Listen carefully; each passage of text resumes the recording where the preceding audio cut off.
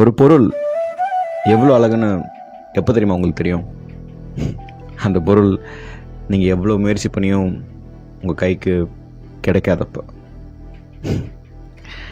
அதே மாதிரி தான் சில பேர் நம்ம ரொம்ப முயற்சி பண்ணுவோம் அவங்க நம்ம லைஃப்பில் இருக்கணும் அப்படின்னு. ஆனால் அவங்க யாரோ ஒருத்தருக்கு ரொம்ப ஈஸியாக கிடச்சிருவாங்க. அவங்களோட ஒருத்தர் தெரியாத ஒருத்தருக்கு. பட் நமக்கு தெரியும், அவங்களுக்காகவே போராடின நமக்கு தெரியும் அவங்க எவ்வளோ பெரிய பொக்கிஷம் அப்படின்னு.